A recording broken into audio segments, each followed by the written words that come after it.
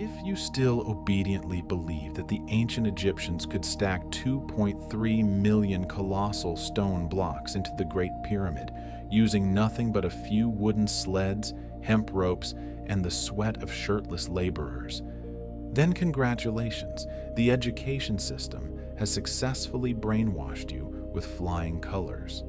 Use an adult's brain to calculate this. Could a crowd of people grunting and shouting 1, 2, 3, pull?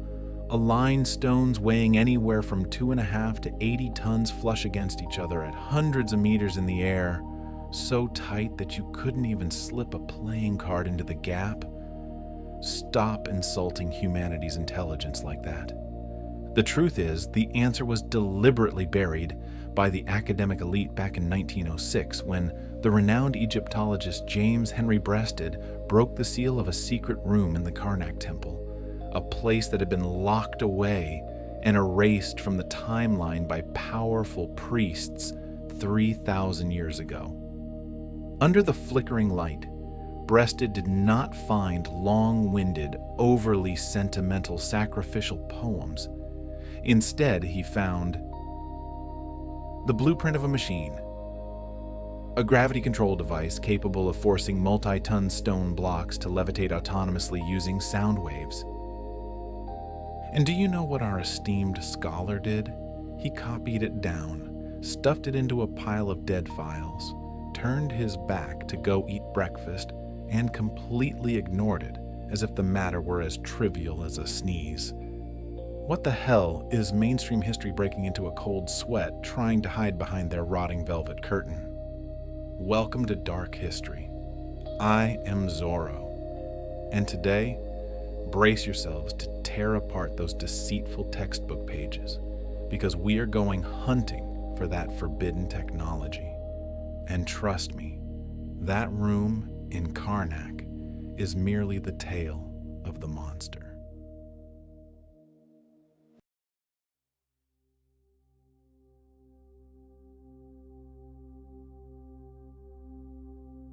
That room had lain still, silent in the darkness for over 3,000 years, until one day in 1906, James Henry Breasted, a renowned Egyptologist, a brilliant mind of that era, broke the silence. In the thick air reeking of oblivion, the light casting from his lamp shone directly onto an inner wall. There, carved deep into the solid rock, was a panel of hieroglyphs. But what it described was not a poem praising the gods, nor was it a boring list of sacrificial offerings. It was the blueprint of a machine. I kid you not. The panel didn't depict a ramp, it didn't depict a wooden sled, nor did it depict a scene of thousands of naked slaves bending over backwards, bleeding to haul stones. It depicted a device. An object with a single function to make colossal stone blocks automatically levitate in midair without a single mortal hand touching them. And do you know what our esteemed Mr. Breasted did? He carefully copied it into his 1906 survey records, sandwiched it between a pile of documents, and ignored it. Absolutely not a single line of commentary, not a single question raised. It's like seeing a flying saucer parked on your roof, taking a picture, then going back inside to eat breakfast and pretending like nothing happened. Ridiculous, isn't it?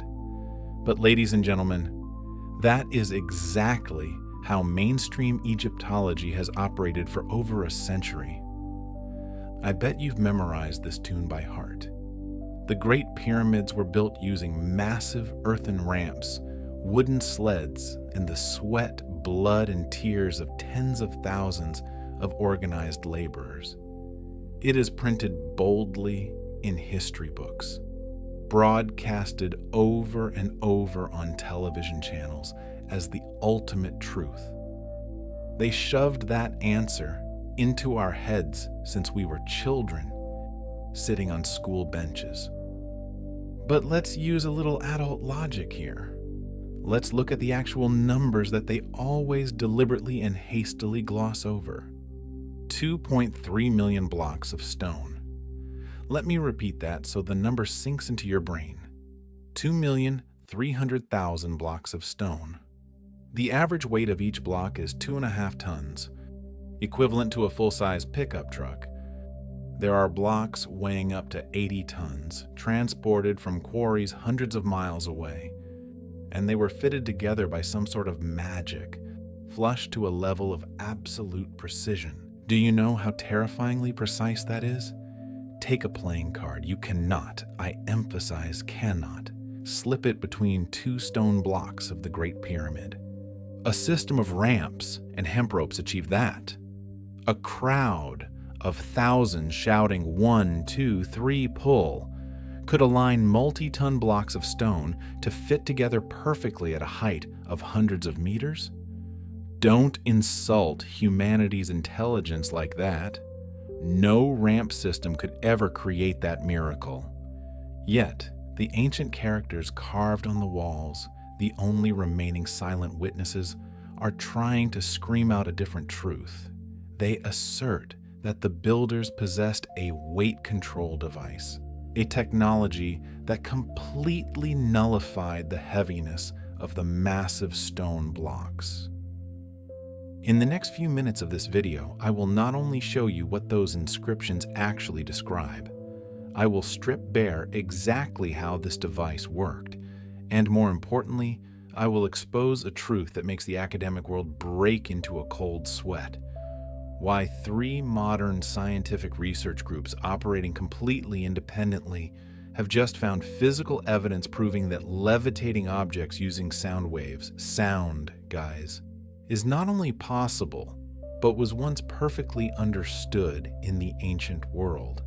If the dark corners of history, the forbidden truths fascinate you, then you've come to the right place. Hit that subscribe button for the Dark History channel right now. Every week we will tear down the velvet theatrical curtain together, decoding what those authoritative Egyptologists would never dare translate in public. But do you know what makes this story even more chilling and bizarre? The core truth, the most detailed inscription, is actually not at the Karnak Temple at all. That room is just the tail of the monster. To find the heart of the secret, we must go further, to a place much darker and far more heavily guarded.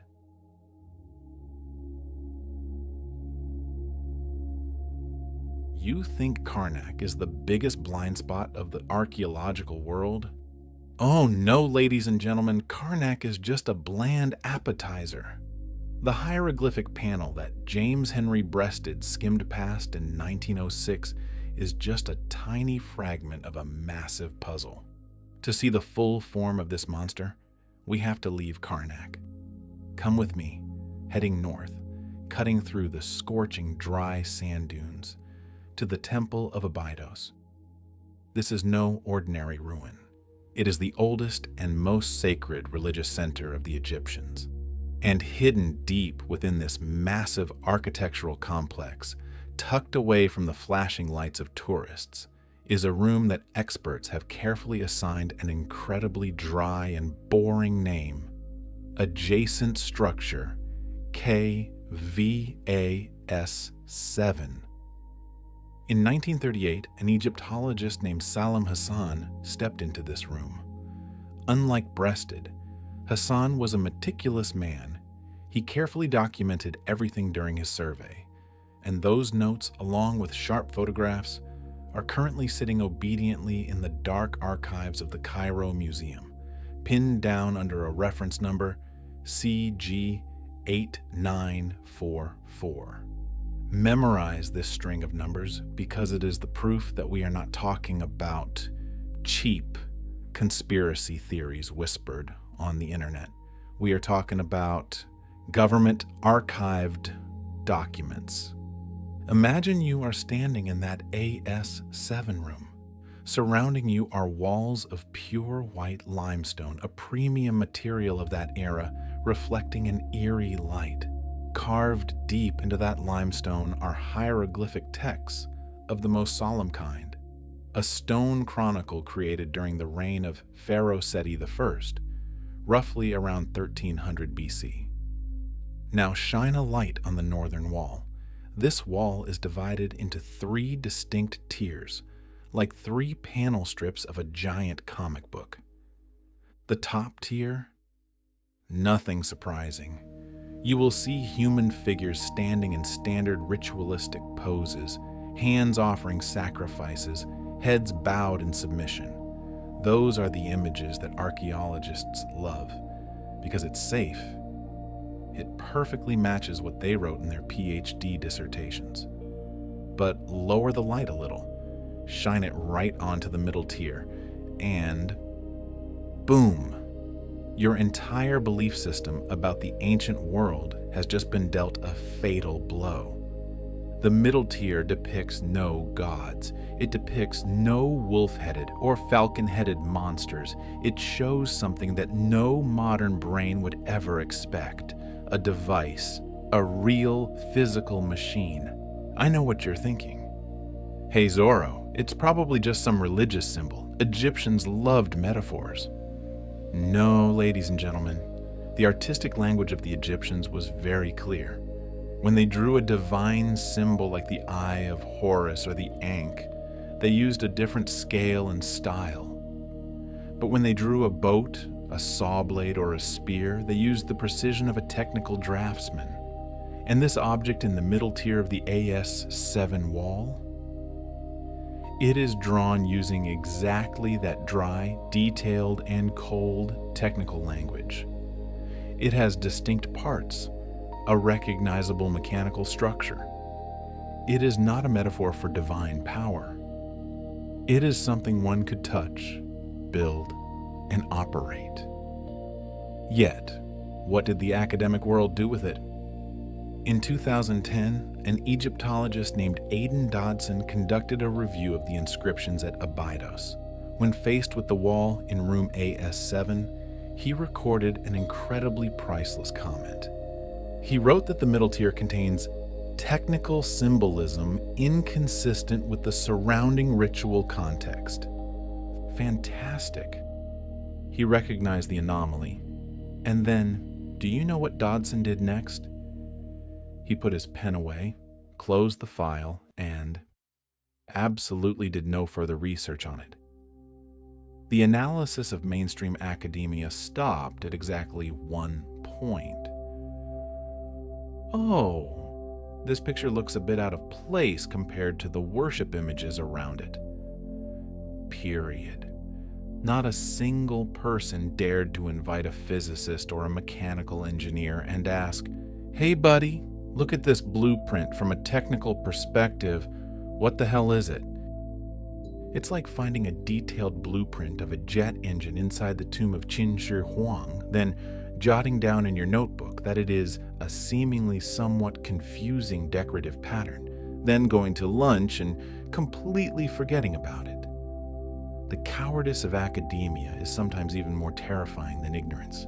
They refuse to read it as an engineering technical document, because if they did, they would have to smash their entire career legacies to pieces. And here's the part that truly smells fishy. You want to pack your backpack, buy a plane ticket to Abydos to see it for yourself? Good luck. Room AS7 is currently only accessible with a special permit. And guess what? Permits have been mysteriously and strictly limited since 2002. You can't just accidentally wander in there.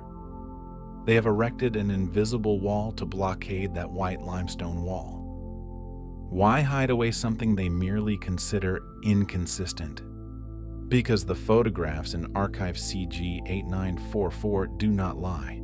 That object exists. It has been dusted off and copied firsthand by credentialed scholars, people heavily decorated with academic titles. It's not some ridiculous interpretation by a guy who believes in aliens on YouTube.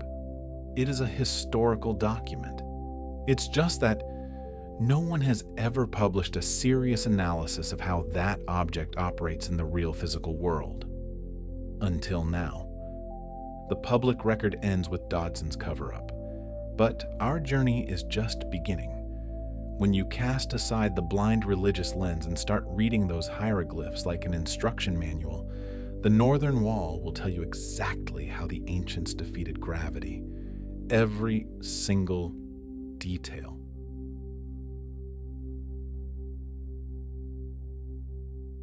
All right, let's roll up our sleeves and do the work that those minds full of academic titles have refused to do for decades. Lock the door to room AS7 tight. Right now, it's just me, you, and this silent white limestone wall. Banish from your head the images of animal-headed gods or bloody mummification rituals. Temporarily forget this thing called ancient religion. Now, I want you to look at the middle tier of this northern wall through the eyes of a mechanical engineer examining an AutoCAD drawing. When you lift the fog of mysticism, this inscription instantly resolves into three distinct components. And ladies and gentlemen, these are not three random puzzle pieces haphazardly drawn on the wall to fill space. When combined, they describe a sequence of actions with absolute logic. We are looking directly at a complete operational system, a machine. Let's start dissecting the heart of this monster. The middle tier begins with an incredibly unique detail, a massive central object. But the ancient Egyptians didn't draw it from an exterior perspective the way an artist paints a still life. No, they did something much more complex. They displayed it as a cross-section. Here, I need you to pause for a beat to grasp the profoundness of this detail. Mainstream academia often loves to paint a portrait of the ancient Egyptians as simpletons who only knew how to crudely chip away at stones and draw bizarre human figures with heads in profile, but eyes looking straight forward.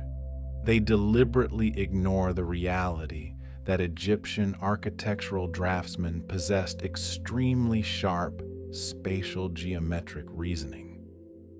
In the language of Egyptian technical drawing, when they wanted to show you the magnificent exterior of a royal ship, they would draw it from the side. But when they wanted to show shipbuilders how that ship was constructed, how cargo was stacked in the hold, or when they wanted to sketch the schematic of a secret tunnel network inside a tomb, they would slice it right in half. The cross-sectional view is a standard technical language convention used by draftsmen of that era to display the interior of a structure instead of its outer shell. In other words, when they used a cross-section, they were telling us, hey descendants, don't look at the surface. Look at how this damn thing works on the inside. So, when splitting that mysterious central object in half, what do we see? It is a cylinder, not a solid stone pedestal, nor an empty hollow box. It is a mechanical cylindrical block designed with a clear physical intent, wide open, gaping at the top and gradually tapering, narrowing down at the base. It looks like a giant nozzle, an amplification chamber, or a massive horn speaker pointing towards the sky. Its aerodynamic shape alone is enough to dismiss any silly hypothesis claiming this is a bowl for offering radishes or wheat. But the real terror lies in its guts. Cast your eyes deep into the inner space of the cylinder. What do you see? A meaningless void? Not at all. The interior of the object is filled with a series of horizontal lines, perfectly parallel and evenly spaced. Once again, we must resort to the ancient Egyptian technical dictionary to decode this. These horizontal lines are not decorative patterns meant to please the eye.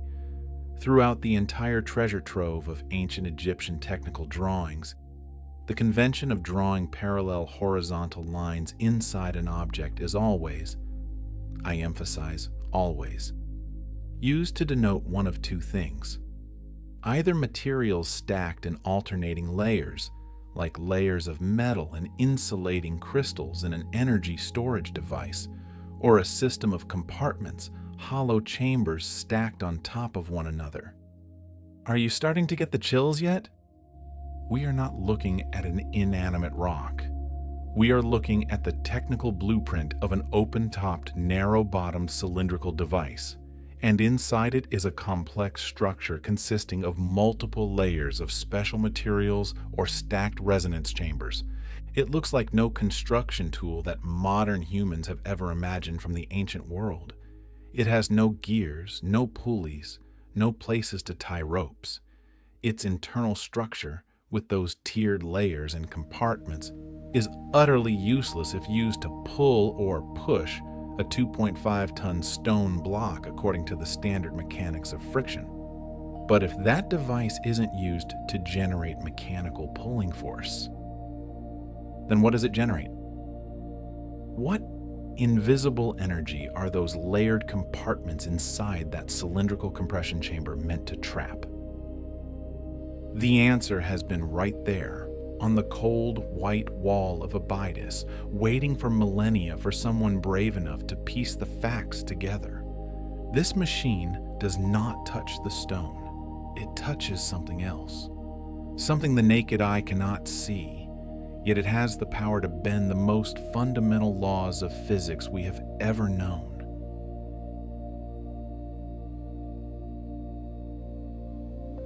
We have the blueprint. We have gutted the mechanical monster.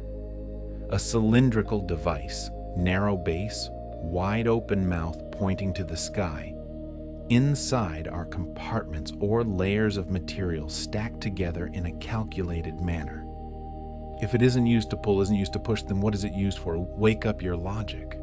When you have a cylindrical structure that is narrow at the base and flared at the mouth, with layered partitions inside, in modern physics, this structure serves only one single purpose: resonance and amplification. It is an echo chamber. What gets pumped inside this machine is not water, not oil, and certainly not the sweat of tens of thousands of slaves. The thing pumped into it is sound. Recall the beginning of this video, I promised to tell you why 3 modern scientific research groups, operating completely independently, suddenly broke into a cold sweat when comparing their latest discoveries with ancient ruins. Recently, the scientific community has begun thumping their chests with pride over a breakthrough they call acoustic levitation. Its mechanism is actually quite elegant. By directing streams of extreme high-frequency sound waves at each other, they create what are called standing waves. At the interference nodes of these standing waves, acoustic pressure completely cancels out gravity. Boom! Objects located within that zone suddenly levitate in midair. No need for any strings or hands to touch them. Our modern scientists are gleefully celebrating because they just use sound waves to levitate drops of water and a few tiny plastic beads. They make the headlines, accept awards, and declare it the miracle of the 21st century. But 3,000 years ago, under the scorching sun of Egypt, the builders were sneering at those plastic beads. Cast your mind back to the greatest construction site in history. Close your eyes and imagine this scene. There is no sound of whipping leather lashes. There are no agonizing screams of humans crushed beneath sled runners. Instead, there is a deep, vibrating hum resonating from dozens of cylindrical devices pointing their mouths to the sky. Sound frequencies are pushed into the base of the machine, echoing through the layered partitions, the resonance chambers we saw on the wall of room AS7. The sound is focused. amplified to an immense intensity and blasted into a vertical invisible column of sound waves, and then a massive granite block weighing 2.5 tons is pushed into that wave stream. Instantly, the weight vanishes. The 2,500 kilogram monster is now as light as a sponge floating on a cushion of acoustic frequencies. Do you remember the problem about the precision being so tight that not even a playing card could slip through? Here, ladies and gentlemen, is the final puzzle piece that completes the picture. How do you fit massive stone blocks together so flush? You cannot do that if you are laboriously hauling them with ropes. But what if that stone block is in a state of zero gravity thanks to a column of sound waves? A builder would only need to use their fingers, gently pushing and rotating the levitating block, sliding it into position with absolute precision, as gentle and elegant as playing with Lego blocks. Once the position is accurate, they simply lower the sound frequency. Gravity returns, and the stone block locks tightly into place forever. No gaps, no margin of error. That is why file CG8944 and room AS7 are blockaded. That is why scholars like James Henry Breasted or Aidan Dodson saw the blueprint and hastily looked the other way. They are afraid. Mainstream archaeology is a castle built on sand. They sold the world a linear story, that humanity went from living in caves and striking stones for fire, then slowly advanced into workers pulling sleds, and finally became us, supremely intelligent modern humans with smartphones and spaceships, to admit that ancient Egyptians had mastered the technique of controlling sound waves, manipulating gravity, and possessed acoustic machines that modern science is only just beginning to simulate. That would smash the arrogant ego of this century to pieces. It would prove that human history is not an upward straight line. We're like an amnesiac species, wandering through a forest of ruins built by giants, trying to use rocks and sticks to explain technologies that surpass our own comprehension. The truth is always right there, carved deep into the white limestone in the basement of Abydos, sealed in the darkness of the Karnak Temple, buried under the sands of time and human deception. They forbid you from looking at it not because it's fake, but because it's too real. Next time you see an image of a Great Pyramid on TV and hear the voice of some respectable professor droning on about mud ramps and slave traction, remember the blueprint of the acoustic resonance machine. Smile, because you know the true secret behind those stones.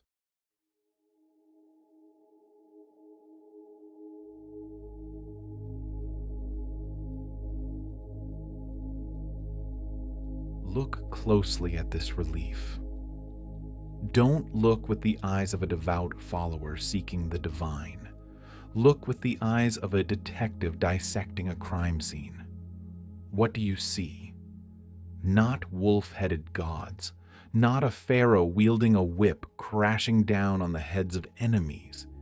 In the center, silent, yet deeply menacing, is a technical blueprint. The first object that strikes our eyes is a cylindrical block. It does not stand alone.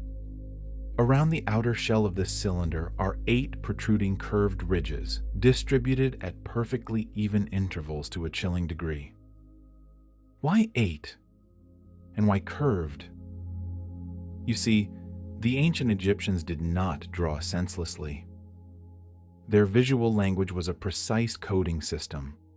When they carved curved lines protruding from an object, they were trying to show us something invisible, vibration, or the diffusion of energy. This graphic convention is not my guesswork.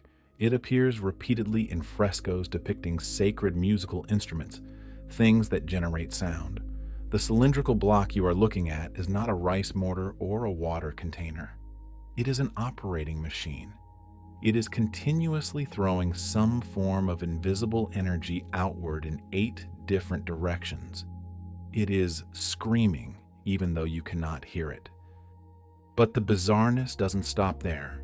Cast your eyes above that cylinder, sitting right on top of the cylindrical machine, levitating in pure arrogance, is a massive stone block.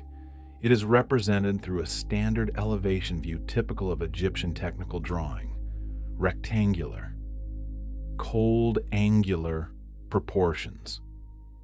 Any architect looking at it would instantly recognize this is exactly the shape and proportion of a limestone block used for the outer casing of a pyramid, casing stone. A mass of material that could actually weigh anywhere from 2 to 15 tons in reality. And now, oh my skeptical friends, look at the most fatal point of this relief, the point that strips bare all the lies of the textbooks. Look at the space between the vibrating cylinder and that multi-ton rock. What do you hope to see there? Muscular, sinewy arms supporting it? A tangled system of wooden levers, or ropes as thick as a human bicep? No, there is nothing there at all. Between the energy-emitting device and the massive stone block is an absolute absence, an empty void. The stone does not rest on the cylinder. It is separated by a gap. It is floating on an invisible power being pumped up from below. Gravity, the tyrant that rules our physical world, seems to have been completely neutralized in that silent space. How? Mainstream scientists will sneer and say that the ancient artist forgot to draw the people, or that it's merely an artistic stylization. How convenient. But they forget one thing. The Egyptians didn't just leave behind drawings. They left behind the instruction manual as well. And the line of hieroglyphs located right beneath this machine, what it describes, will make even the most modern engineers shiver.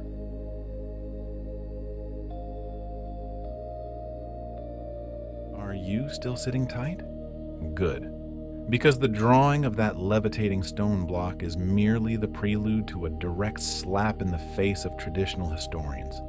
Cast your eyes right below that bizarre piece of art. In the second register of the relief, the Egyptians did not leave behind empty prayers addressed to the gods Ra or Osiris. No, my friends, what lies there is a text.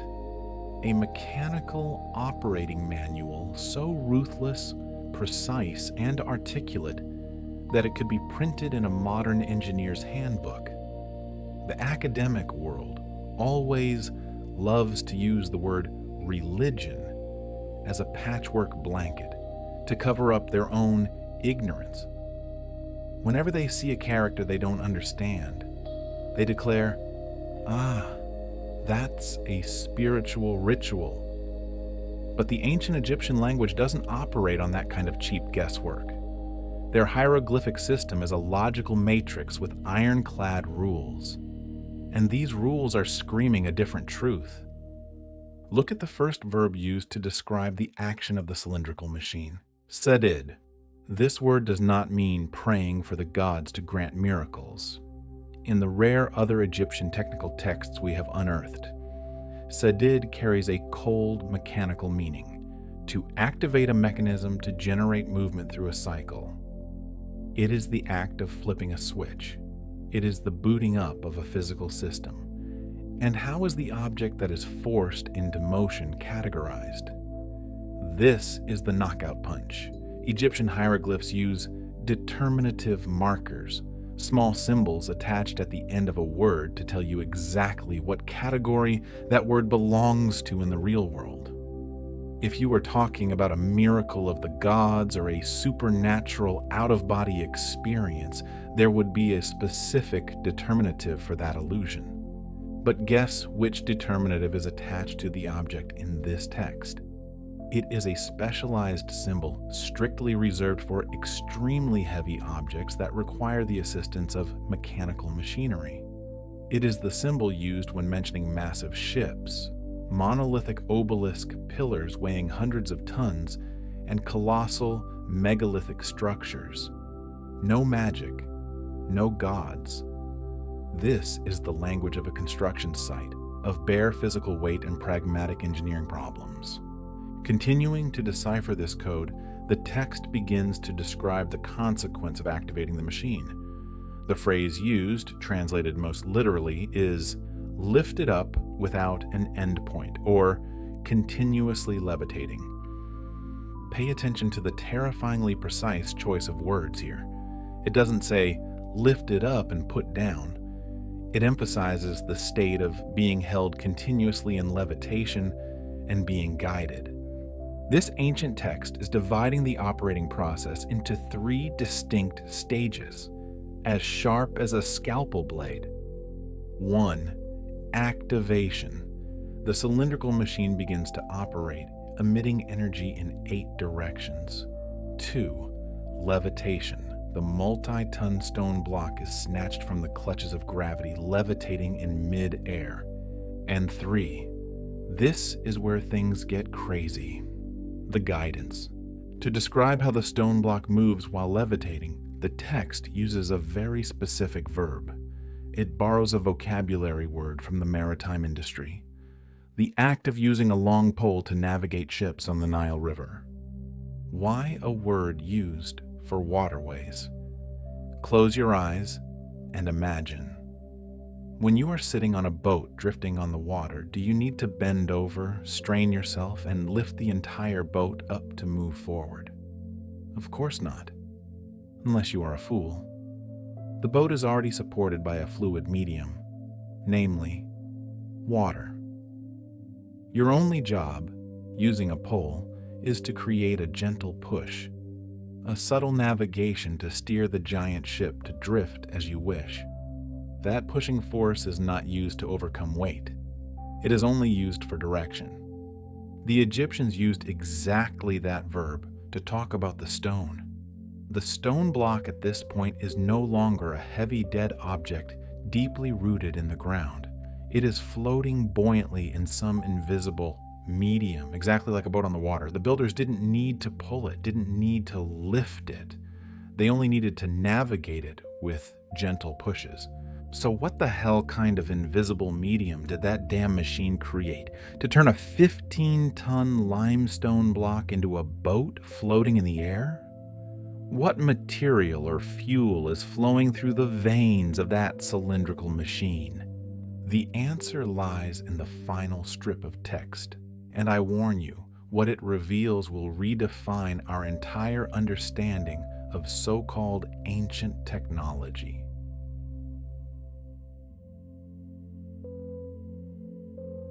In the bottom frame of the relief, right below the operating manual, they carefully recorded the material, the fuel that was stuffed inside that cylindrical machine. In Egyptian technical documents, describing the constituent material or operating fuel of a device is a mandatory rule. They didn't hide it from us. They wrote it out using incredibly precise terms. The problem is, our brains have been programmed to read it like a Bible instead of a physics textbook. Inside the core of the cylindrical device, the text uses a sequence of 3 consecutive terms. Let's peel back each layer of this linguistic shell together. The first term, Nephu.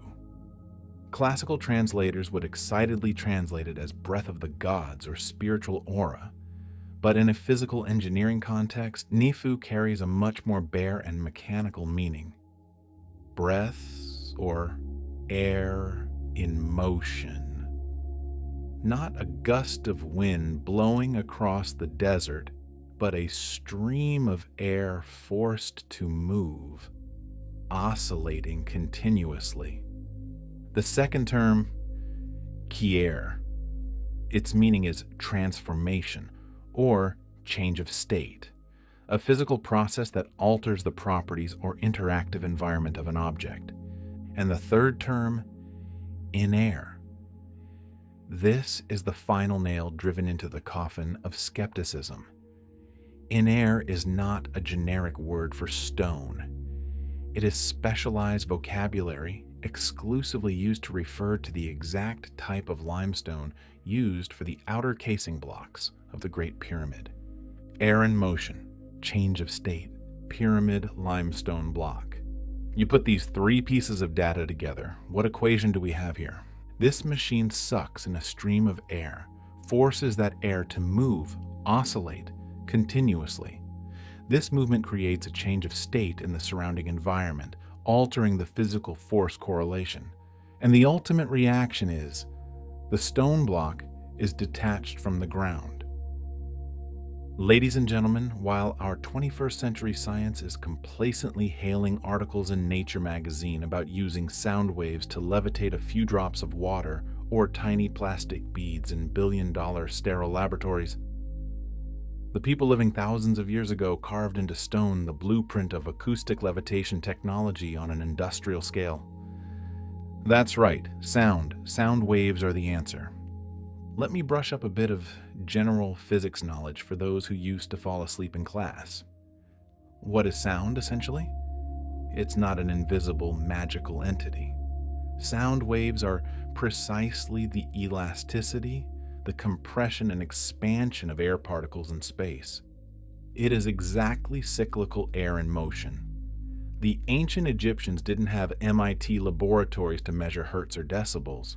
They didn't have specialized vocabulary like resonant frequency or sound waves.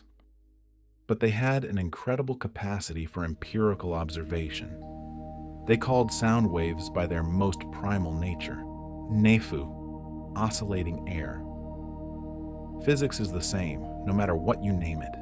By generating sound frequencies of immense intensity and converging them, the cylindrical machine, with its 8 curved ridges emitting vibrations, created an acoustic pressure environment.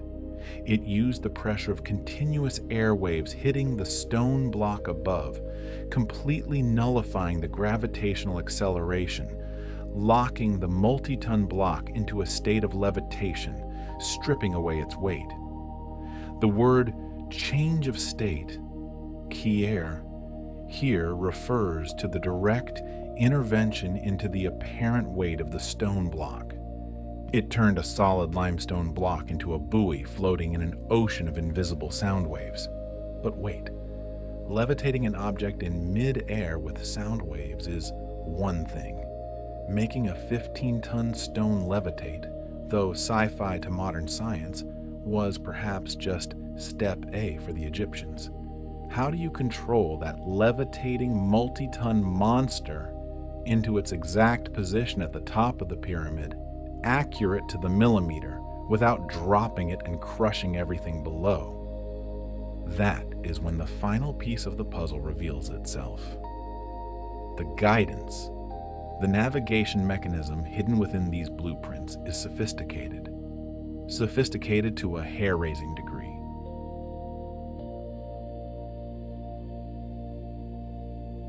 Imagine you are standing at the top of a massive construction site on the Giza Plateau, a blazing sunny sky, and levitating right above you, just a few handspans from the top of your head, is a 15-ton limestone block. It is drifting aimlessly in the air like a deadly cloud.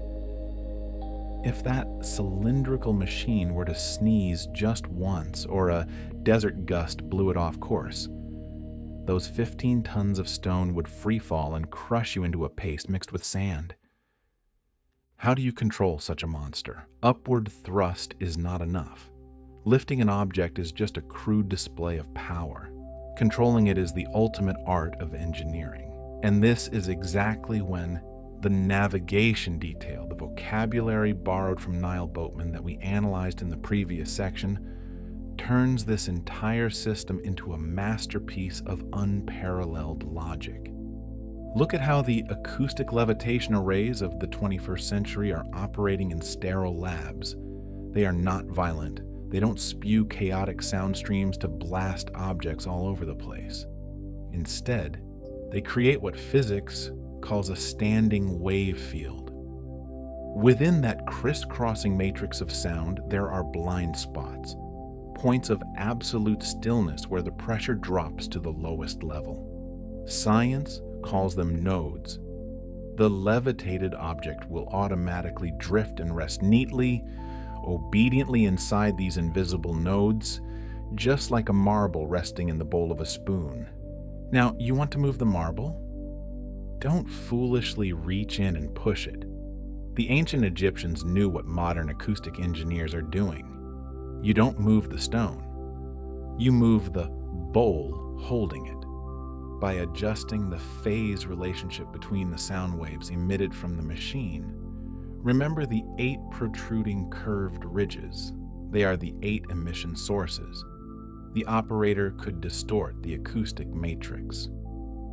You shift the phase of one emission source, and instantly the node slides away, and the multi-ton stone block, completely trapped in that low-pressure cage, has no choice but to drift along with it.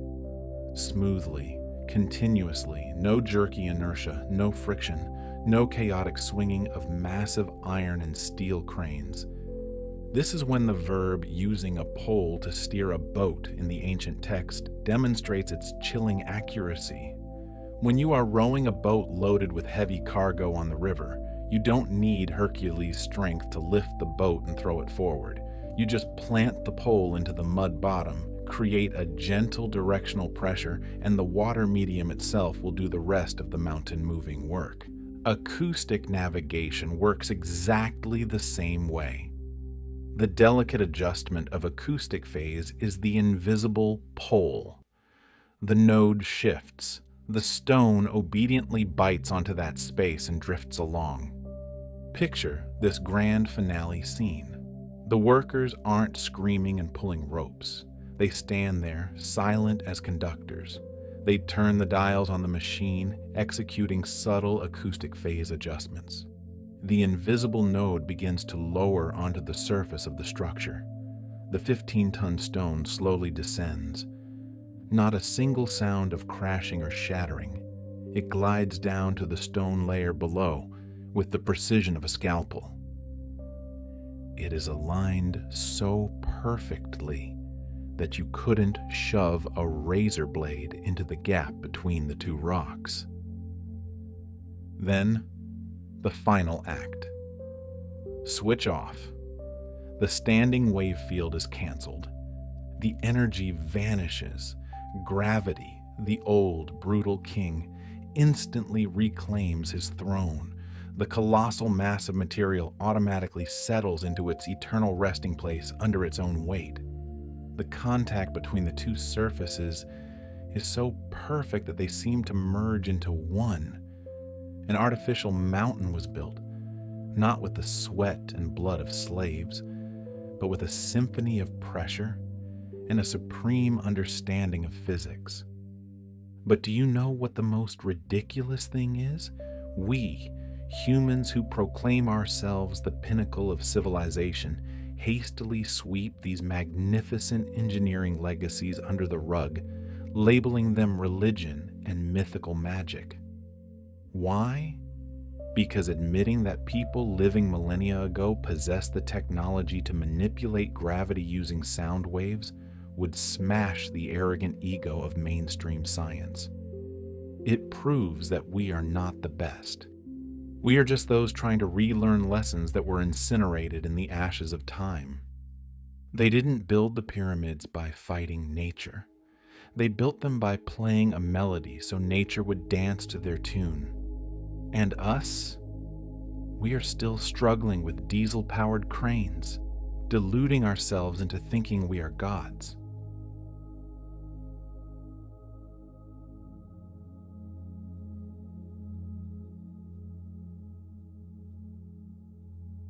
The absolute precision we see in the Great Pyramids or megalithic structures could never be achieved merely through the skillful manual arrangement of humans, even if they squeezed every last drop of energy from tens of thousands of slaves. No, that chillingly perfect precision was achieved thanks to the very physical properties of a force field.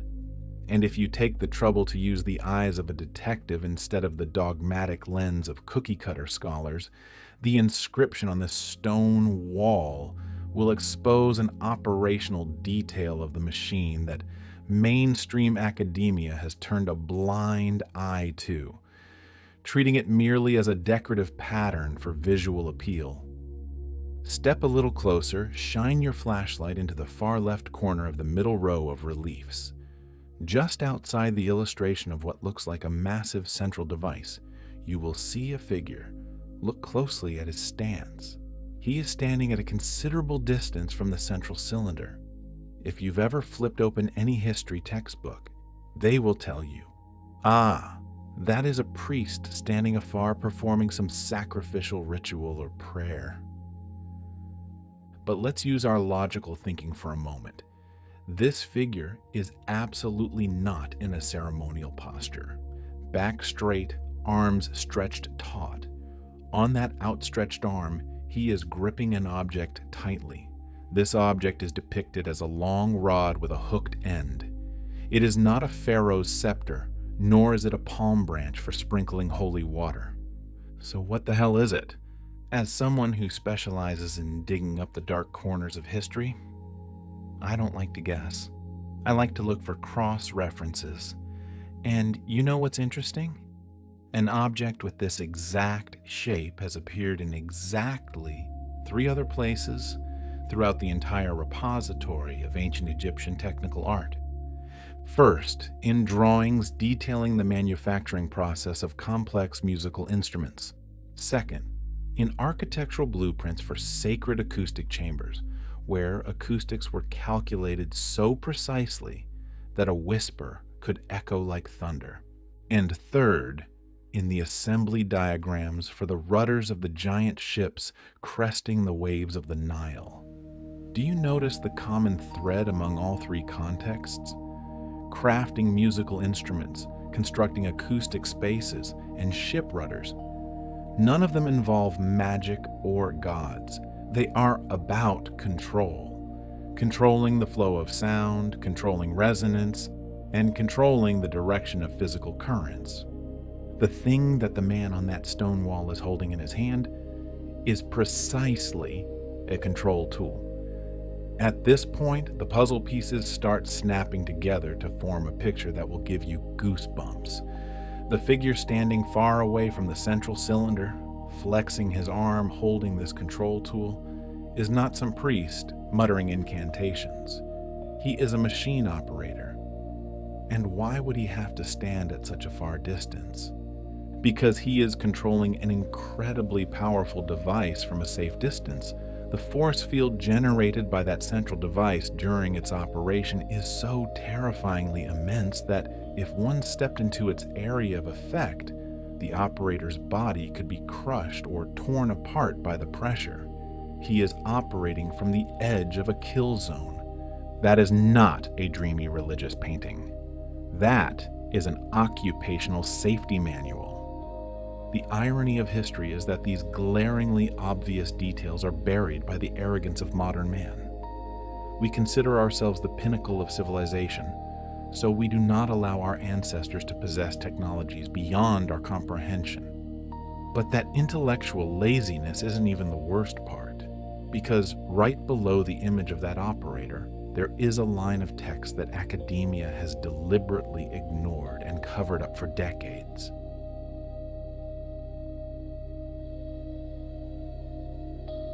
Have you ever wondered how to hide a tree? The best way is to throw it into a forest. But how do you hide a truth that shakes the entire history of humanity when it is carved right there on a massive stone wall? The answer of mainstream academia is incredibly simple. Ignore it, or better yet, declare that it is illegible. Let's shine the light from our torch down to the final row of the northern wall in the sacred room at Abydos. Where darkness blankets the cold stone slabs, there is a single sentence. A solitary sentence, but bearing enough weight to smash the entire chronological system that we obediently memorize in school. For decades, not a single official translation published about this room has been willing to include that sentence in its entirety. They crop it out, evade it, as if it were an infectious pathogen that could kill their careers.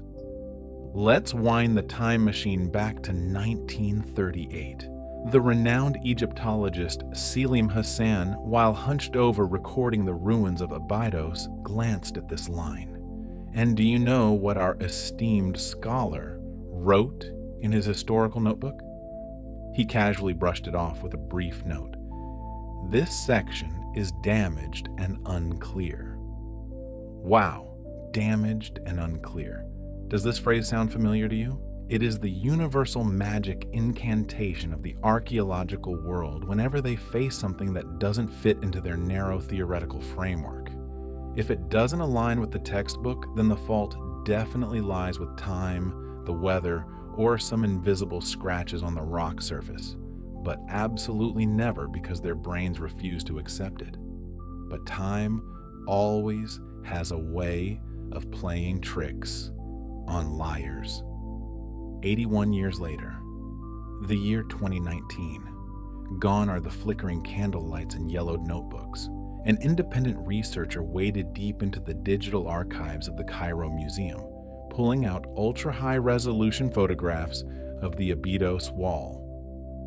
Zoom in a little more, and the truth, as ruthless as a bucket of cold water, slapped right in the face of academic documents that had existed for nearly a century. That inscription wasn't damaged at all. Not a single crack, not a single shard missing. It was completely intact, razor sharp down to every carved line, arrogantly challenging the lies of men. Under the light of modern imaging technology, the complete sentence emerged, reading as clearly as an indictment. This is the secret of the first builders brought forth from the time before the great deluge, not to be shown to those who are uninitiated.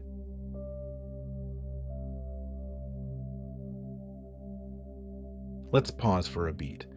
Let every word in that sentence sink into your mind. What the hell are we facing here?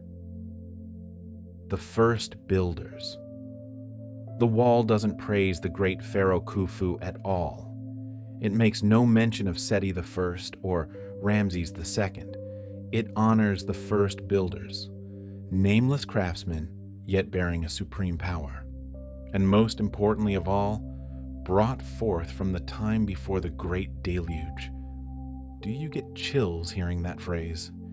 Mainstream history has always sneered at the concept of a great deluge, treating it as merely an allegorical fairy tale borrowed from the Bible or the Epic of Gilgamesh.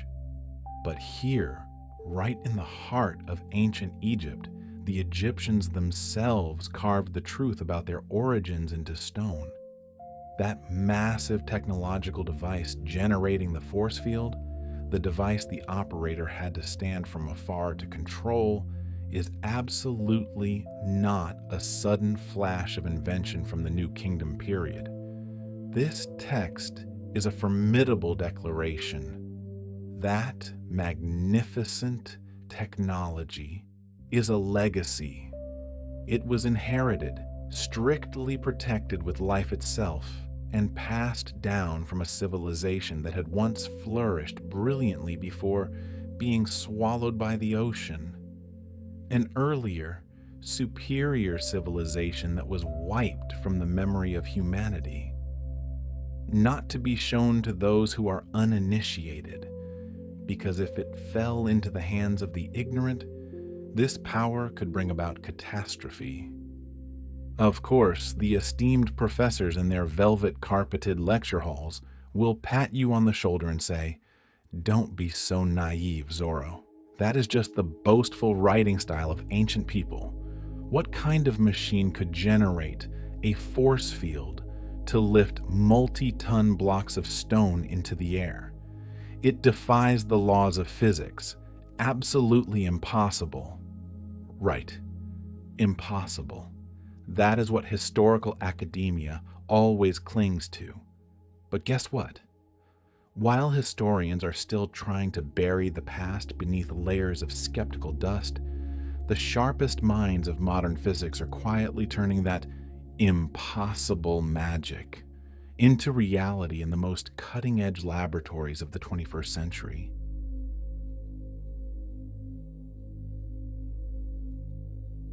The academic world always has a very ridiculous natural reflex. When they turn open a page of history that their intellect cannot digest, they immediately toss it into the linguistic trash can named impossible. But my dear friend, this universe does not operate based on the imaginary limits of humans.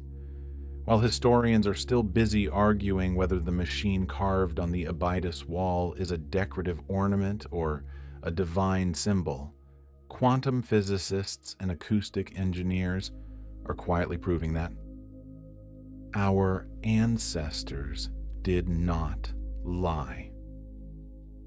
The part originally deemed the most impossible in that relief, the use of a force field to levitate massive stone blocks into the air, is precisely what modern physics has nodded in confirmation of.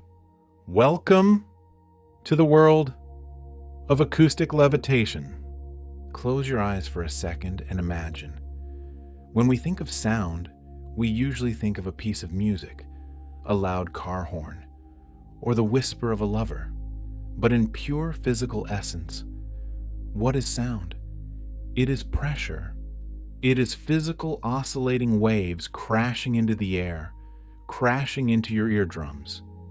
Now, what would happen if you could gather those waves, compress them, and turn them into invisible pliers?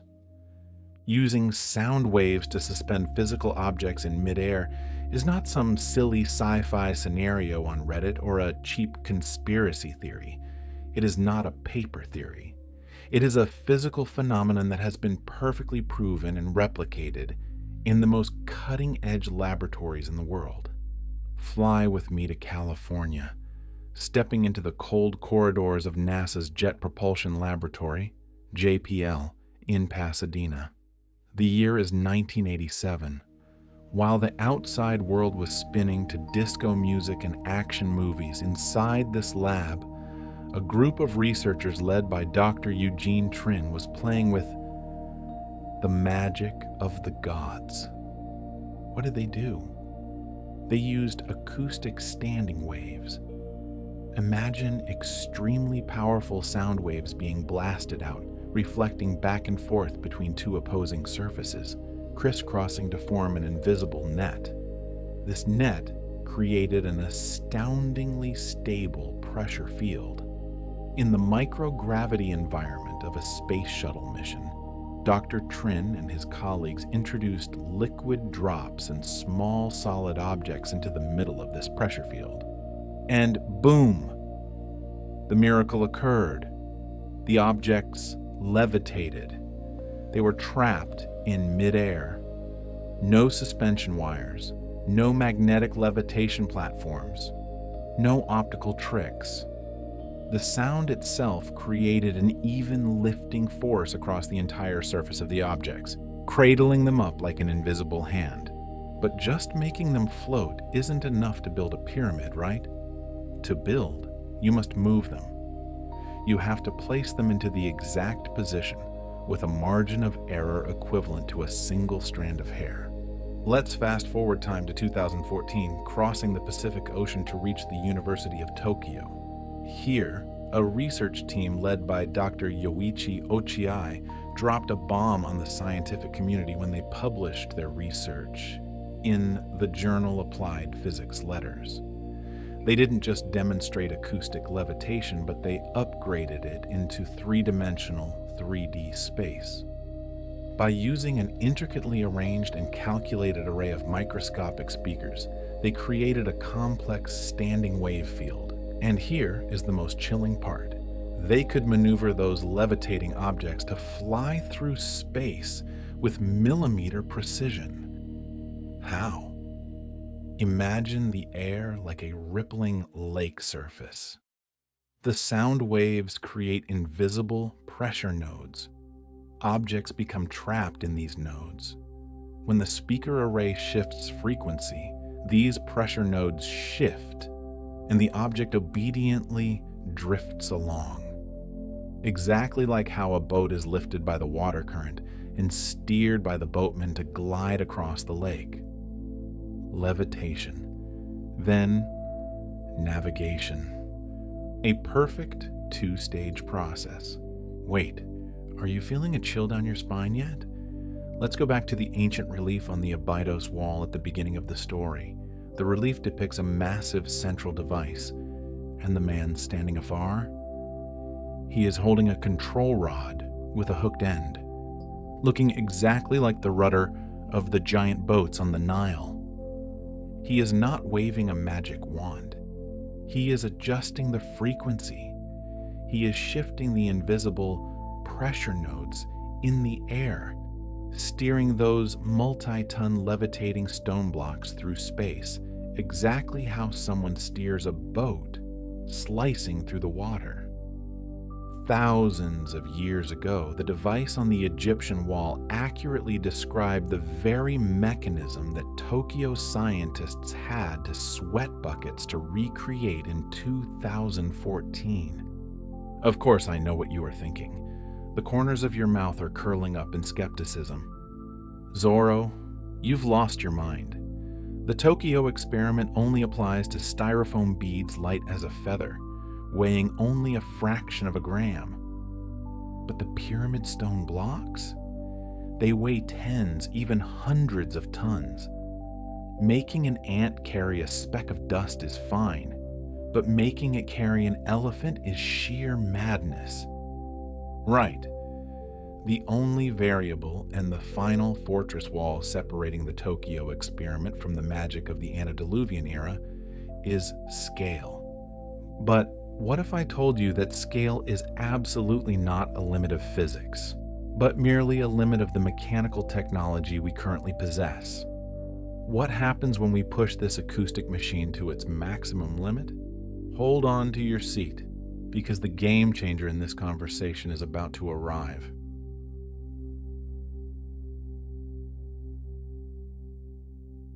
Are you still there? Good.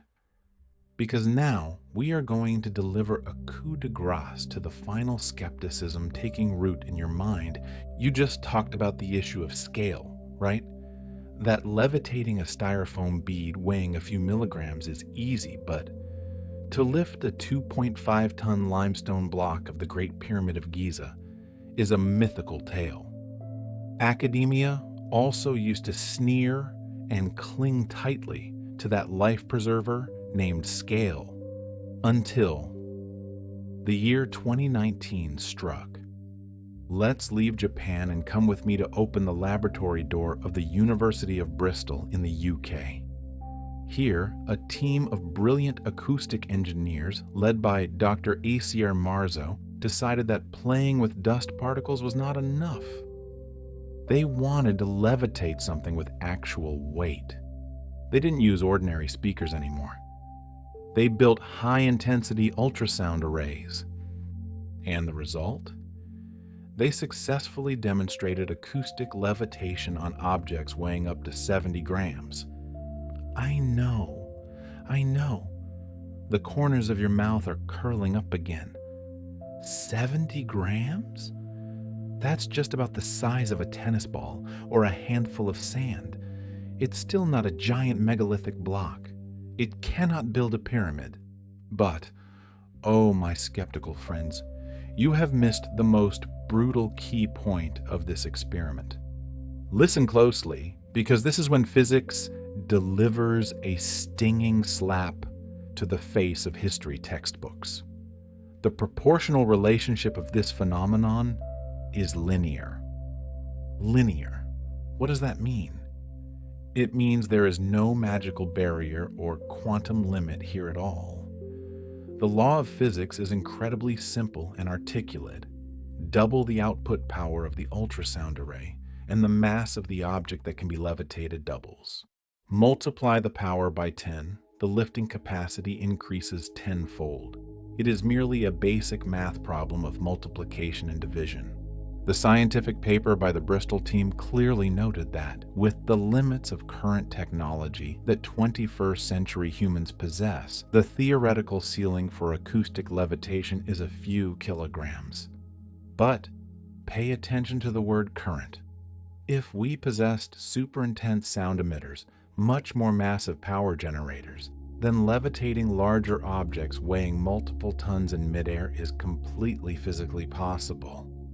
Do you see the final puzzle pieces crashing into each other at a terrifying speed yet?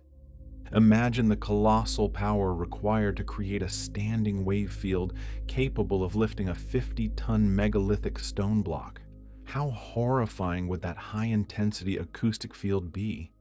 The air pressure at the core zone of that machine would be enough to crush bones, tear apart internal organs, and vaporize any living creature daring to step inside. That is exactly why the man on the stone wall at Abydos was standing so far away from the central machine. He was not praying. He was operating from a safe distance, his hand gripping the lever to adjust the frequency, steering the multi-ton stone block to glide through the air, dodging the lethal pressure zone that the screaming machine generated. Every detail on that ancient relief perfectly aligns, without a millimeter of error, with the most cutting-edge principles of modern acoustic engineering. We, humans who proclaim ourselves the pinnacle of evolution, took thousands of years to inch our way from crawling on the dirt to levitating a 70-gram ball using sound waves, and we thump our chests in pride. Meanwhile, right at the dawn of history, someone left behind an operating manual for a megalith lifting machine with a chilling warning. This is the secret of the first builders, brought forth from the time before the great deluge. The question now is no longer, can acoustic levitation lift heavy objects? Physics has slammed the gavel on the table and ruled, yes, it can. It does not violate any laws of nature. The real question, the question that makes the fog of history thicker and more terrifying than ever, is, did the ancient Egyptians, or rather the first builders, truly possess a device capable of generating that tyrannical acoustic field? And if they did, then under which deep stratum of the earth was that machine, that great civilization ultimately buried, or by whose ruthless hand was it wiped out? A dark history is not a history filled with blood and tears. The darkest history is when you realize everything you've been taught up to this point might merely be the illusion of those who came later, picking up the scraps of a great era that once existed.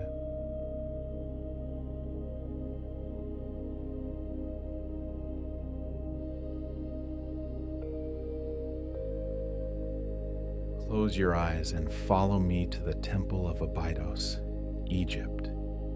Do you smell that? The smell of sand, of limestone, and of dust-covered lies. Millions of tourists flock through here every year. They look up at the frescoes, marveling at the gods with human bodies and the heads of wolves or falcons. They snap photos, buy a few cheap souvenirs, and return home with the belief that our ancestors were so idle they spent their entire lives chipping away at rocks with worn-out copper chisels. So naive, and also so pitiful. If you step past those noisy halls and turn into a dark, secluded corridor, you will find a room that modern archaeologists dryly label Room AS7. Here, on a cold wall, there is an inscription that depicts no gods, no sacrificial rituals. It sketches a machine. Look very closely. Carved deep into the stone surface is a perfect cylindrical entity. There is no semblance of religious decorative art here at all. It is a technical blueprint. Surrounding this cylinder are 8 protruding, curved ridges. They are not arranged randomly in a drawn-for-aesthetics manner. These 8 protrusions are distributed evenly with the precision of spatial mathematics, completely embracing the central cylinder, a resonant cylinder. What will our esteemed scholars tell you it is? A stylized vase, a pharaoh's toy, or yet another abstract religious symbol that we haven't fully understood? I, Zorro, bet that's what they will say, because admitting the truth would shatter the entire academic careers they have labored to build. The truth, ladies and gentlemen, is that this geometry is an accurate depiction of an omnidirectional sound-emitting device, an octoponic emitter. Pause for a beat so your brain can digest this information. We are talking about a device with 8 high-intensity sound emission sources, positioned at perfect angles to fire sound waves at each other. When these 8 streams of waves collide, they do not cancel each other out. They create what physicists call a standing wave field. Just imagine sound waves like invisible hands. A single wave can only push you away. But if 8 waves push into a center point at the same time, they lock the object in place at that point, lifting it off the ground, defying gravity. This is not Harry Potter magic. This is physics. The geometric arrangement of the 8 protruding blocks on the wall at Abydos is not a coincidence made by the trembling hand of a drunk stonemason. It is exactly the geometric structure that elite 21st century acoustic engineers at the world's top laboratories are using right at this moment to design levitation arrays. Do you see the irony here? Modern humans are proud to be able to use sound waves to levitate a drop of water or an ant in a lab. But thousands of years ago, someone left behind a blueprint for a system capable of scaling this up 10,000 times. Enough to lift granite blocks weighing tens, hundreds of tons. It explains how those massive blocks at Giza were cut, moved, and stacked so flush that you cannot fit a razor blade between them. There were no ropes, no tens of thousands of naked slaves hauling stones across the sand. That is an insult to logical thinking. They used sound. They hacked the very nature of gravity. But wait, if the evidence is so glaringly obvious right on the cliff face, why have you never read about it in history textbooks? Why are museums, with their plaques detailing every broken clay pot, completely silent about this technology? That is when things get dark, my friend. The explanation does not lie in an accidental oversight. A blueprint this grand is not naturally forgotten. It was gagged, hunted down, suffocated.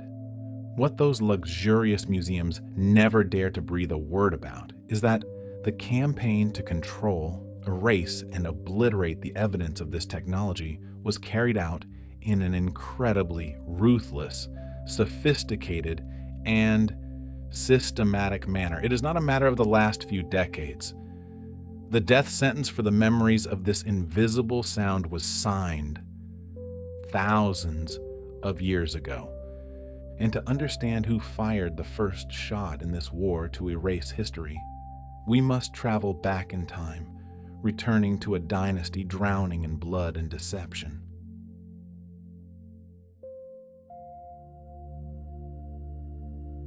The year 1336 B.C. The skin-scorching heat of the desert weighed heavily upon the capital. Pharaoh Akhenaten had just drawn his last breath. You think the death of a king brings mourning, rolling tears, and a lavish funeral overflowing with gold and silver? Oh no.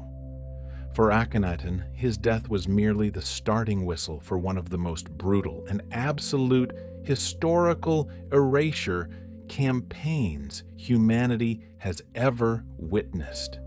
A great purge, a literal campaign of cancellation, where they didn't use keyboards to destroy reputations, but used hammers, chisels, and blood. The heir to the throne, Horemheb, the moment he sat his bottom on the seat of power, immediately issued an unthinkable decree. Akhenaten must completely evaporate from the timeline. Mainstream historians, with their shining academic degrees, often whisper to each other and write in your textbooks a very easy-to-swallow story. It's because Akhenaten was a heretic. He dared to change the religion, forcing everyone to worship a new god. So when he died, the old priesthood harbored bitter revenge, smashing his statues out of spite. Sounds plausible and reeks of a TV palace drama, right? But I, Zorro, must tell you this. That is only the tip of the iceberg, and the truth hidden beneath that iceberg is much darker. The truth is, Akhenaten committed an absolutely unforgivable sin against the ruling power system of that time. He dared to open his mouth and speak the truth. He dared to expose the source of power. In his theological texts and records, Akhenaten did not delude the public. He did not falsely claim that the magnificent structures at Giza were built by his forefathers using the sweat, blood, and corpses of impoverished slaves. No. He bluntly referred to a group of pre-dynastic builders. He called them by a haunting title, the Shemsu entities.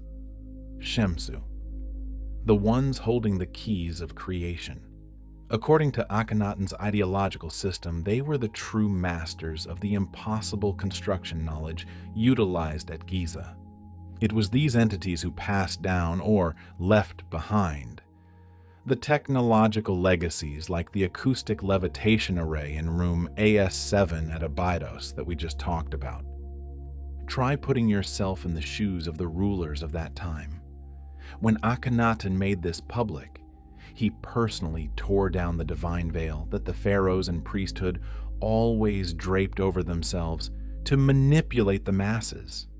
If the people knew that the ultimate power and the greatness of the pyramids did not come from royal bloodlines, but from an unnamed civilization that had vanished long ago, what shred of authority would that throne have left to instill fear? The existence of the Shemsu was a mortal threat to royal legitimacy, and so the brainwashing machine was activated. Horemheb and the priesthood didn't just kill the legacy of a man, they assassinated an entire ideology. Look at this fanaticism. Stonemasons were unleashed to scour every temple, every tomb, every stone pillar across all of Egypt. Wherever there was an inscribed oval name ring, the sacred cartouches bearing Akhenaten's identity symbol, they were chiseled to pieces, hacked apart, erased permanently from the solid rock. But, my friend, wake up. Think like a detective.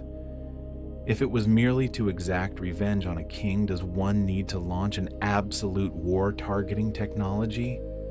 The truth chiseled off the walls wasn't just the name Akhenaten. What Horemheb's priesthood was truly targeting, what they wanted to bury into the 9 levels of hell, was the entire question. Who actually built these wonders, and how did they build them? Any ruins, texts, or drawings that dared to reveal the pre-dynastic construction knowledge, the existence of the Shemsu, were crushed into dust. The discourse on the origins of the technology was systematically eliminated, a censorship so sophisticated that it would make modern security agencies tip their hats in defeat. They succeeded. That brutal severing of memory plunged humanity into a sleepwalking state lasting thousands of years, where we complacently believed that hauling 100-ton stones with hemp ropes was the pinnacle of intellect. But secrets, like devious seeds, always know how to lurk in the shadows. It didn't completely die on the cliff faces. It quietly burrowed into darker places, hiding itself within yellowed papyrus scrolls, inside high-walled, closed-gate libraries. languishing in wait. It's just a pity that what awaited it was not the light of truth, but the blazing red flames of the most brutal destruction.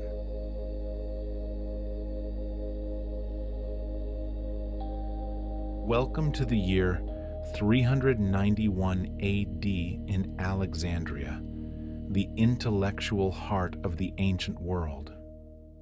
But tonight, that heart is bleeding. A mob of Christian fanatics carrying the flames of blind hatred broke down the doors of the Abydos Temple. They didn't just smash statues of gods. They were celebrating over a massive pyre where the primary fuel was the intellect of humanity. You see, the Serapeum was not just a place for prayer. It was a fortress of engineering. It once housed the largest collection of mechanical, architectural, and technological manuscripts in all of Egypt, lying outside the strict control of the royal temple libraries. It was where the secrets not meant for commoners were stashed away. Send a belated thank you to Callimachus.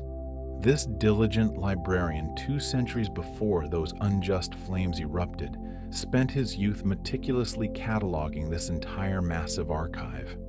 Callimachus recorded the name of every scroll, every blueprint. Thanks to him, we know what humanity lost on that maddening night in 391. Among the yellowing papyrus lines of Callimachus's catalog, there is a label that makes modern historians break into a cold sweat. That label reads, "The Methods of the First Raising." The Methods of the First Raising. Wow. Do you think they are talking about raising spirits? Or raising a toast? Don't be silly. Even the most conservative Egyptologists, those who specialize in studying this catalog entry, have to grit their teeth and admit that phrase could only refer to transcendent lifting techniques in colossal architectural construction. That was the instruction manual. It was the physics textbook of the Shemsu. It was the textual explanation for the stone-cutting acoustic wave device in room AS7 that we saw.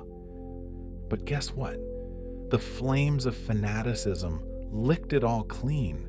The documents containing the secrets of how 100-ton stone blocks hovered in midair turned into blinding dust blowing across the Alexandria sky.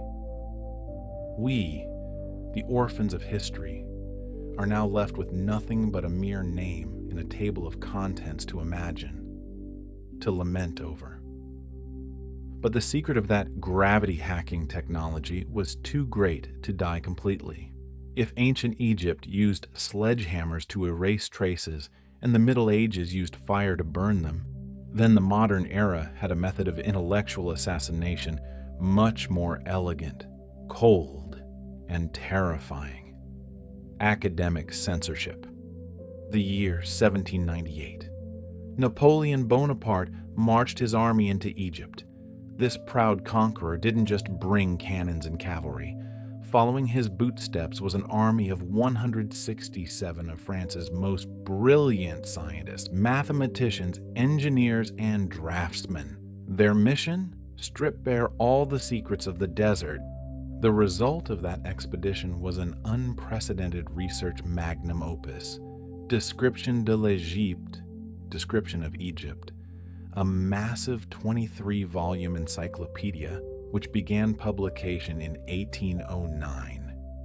It was a masterpiece, a monument of human knowledge, and among them, Volume 9 was a ticking time bomb.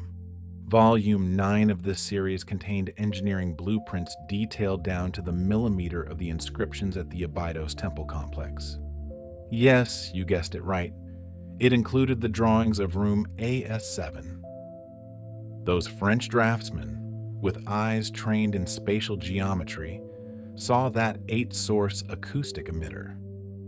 They didn't understand what it was, but they faithfully redrew it with astonishing accuracy. Those blatant blueprints proudly appeared in the first edition of the book. The truth was printed on paper. The light flashed at the end of the historical tunnel. But some invisible power at the top echelons read it, and they panicked. In 1817, when the second edition of the series was printed and hit the market, something bizarre happened. A sick magic trick by academia. If you flip to the table of contents of the second edition, you will still see the index of the plate numbers pointing to the walls at Abydos. The text still sits there proudly, but when you turn to that exact page number, nothing. The drawing had been ripped out. The pages containing the sketch of the northern wall of room AS7, the sanctuary of the acoustic levitation array system, had completely evaporated from reality. They were removed from the printing press, severed from modern history right under the noses of European intellectuals. A clean information surgery operation, leaving not a single drop of blood. So what about the first edition, the one housing the intact, uncensored drawings? They became hidden treasures. Today, Zorro can tell you, there are fewer than 30 libraries worldwide, the most elite and exclusive research institutions that possess this complete first edition. Censorship had transformed from the brutal hammer strikes of pharaohs into the cold cuts of Western paper knives. But if you think this cover-up stopped in the 19th century, you are dead wrong. The real war, the most terrifying gatekeepers, are sitting inside the bright, air-conditioned offices of the 21st century.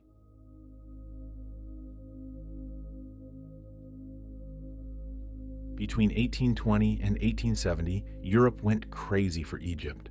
Expeditions sequentially landed in the land of the pharaohs. But pay attention to this detail. A few of those expedition teams didn't just bring along nodding historians and romantic linguists. They brought mechanical engineers and design draftsmen, people whose brains were programmed to see structures, machines, and dynamics. When they swept through the Abydos Temple complex, their engineering eyes caught the drawings on the northern wall of room AS7. They meticulously measured, sketched out that entire acoustic levitation array into detailed engineering drawings, and sent them all back to the British Museum as part of their expedition report. They were put into the archives. The truth, once again, seemed about to be exposed to the sunlight. In 1873, the museum's scholar, the esteemed Sir Samuel Birch, was assigned the task of studying and categorizing this pile of documents. What did Birch do? He compiled and published brief descriptions for almost all the drawings. Ceramic pots, published. God statues missing noses, published. But when he laid his hands on the technical drawing portfolio of room AS7, Birch stopped. He inscribed a cold sentence to seal their fate. Too complex to adequately describe without specialized engineering knowledge. And based on that ridiculous excuse, they were never published. Do you find it funny?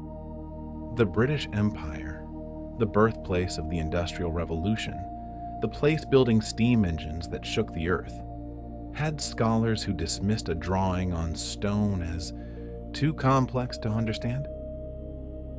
No, my friend, they were not stupid at all. They understood it too well. They understood that if they published an omnidirectional resonance device with extraordinary precision from the pre-dynastic era, the entire linear evolutionary theory of history they were stuffing into students' heads would collapse. Even today, right at the moment you are watching this video, those drawings are still lying at the bottom of the British Museum's archives. Cataloged, yes, but never digitized. You want to see them? Submit an application for an appointment as a qualified researcher. In 2017, an audacious application made it through the bureaucratic barricades and was approved in principle. But then, boom, a snap of the bureaucratic fingers. The file was delayed under the pretext of pending reclassification. As of 2024, that classification is still floating in another dimension. A permanent house arrest. But if you think the bureaucrats in London are the worst, you haven't met the modern gatekeepers right at the scene. Let's talk about Zahi Hawass.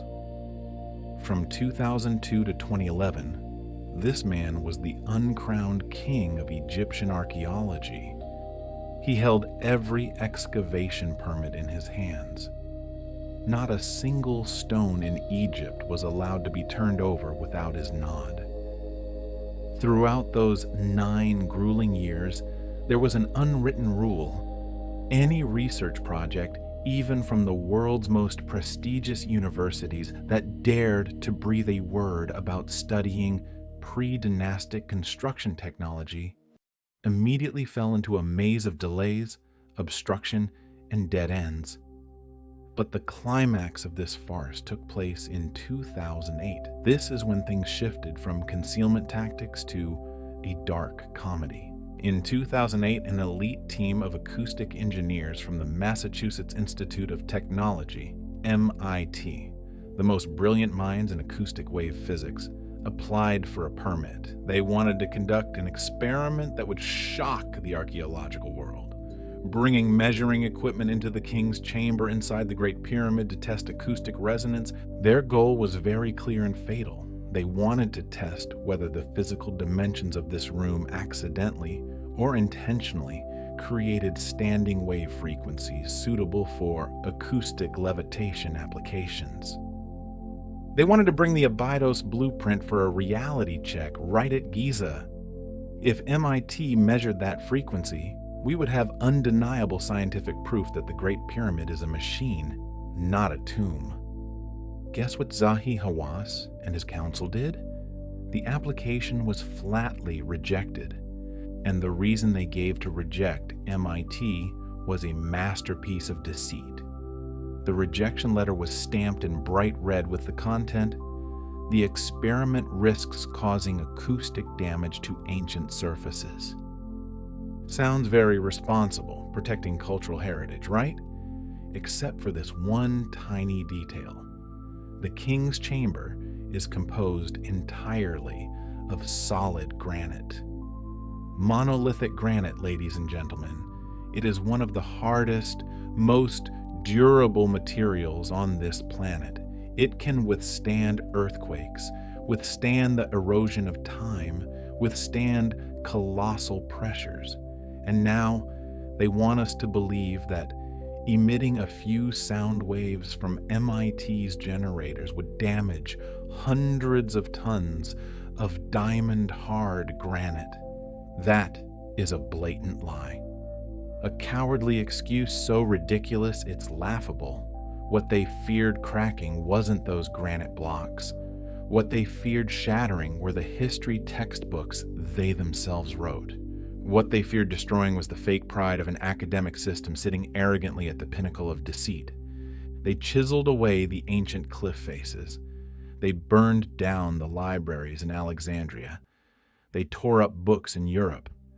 And now, they slam doors of solid stone in the face of modern science.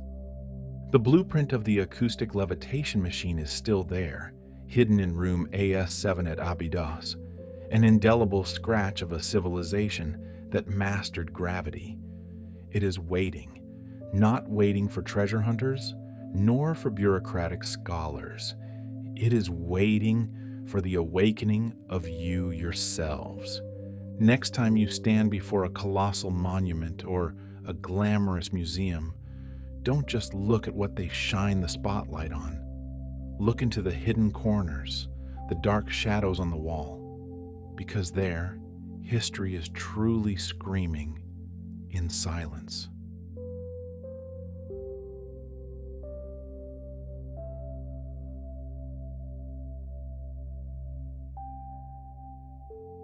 Listen, granite is not a piece of tofu.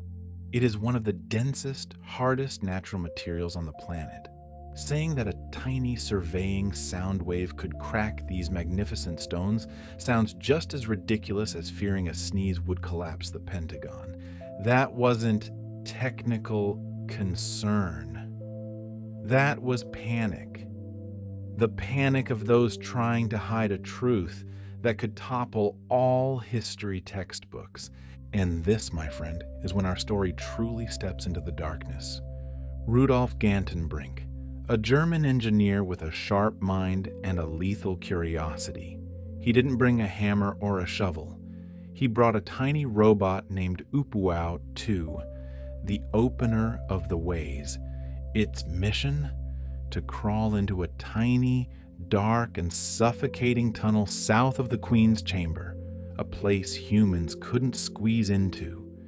Imagine you are with Gantenbrink, holding your breath staring at the black and white screen.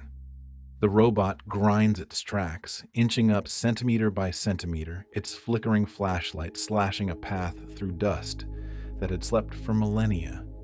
10 meters, 30 meters, 50 meters. Then, at precisely 63 meters deep, it halted. The camera light shone directly onto an obstacle. A door. A tightly sealed stone door with two mysterious copper pins stuck on its surface. The world exploded. The media went crazy. But look closely again. In that loud, chaotic mess about the secret door, there was a detail, a number that was deliberately buried in Gantenbrink's published report. Something the gatekeepers of history didn't want you to pay attention to at all. That was the dimension of the Queen's Chamber itself. When Gantenbrink measured the spatial remnants of the room, the data pointed to a chilling truth. The structure of this room was not a random tomb. It is a massive acoustic resonance box. And if you generate a continuous sound inside it, the room's shape and dimensions will bend the sound waves, echoing and canceling each other out to create a standing wave. What is the perfect resonant frequency of that room?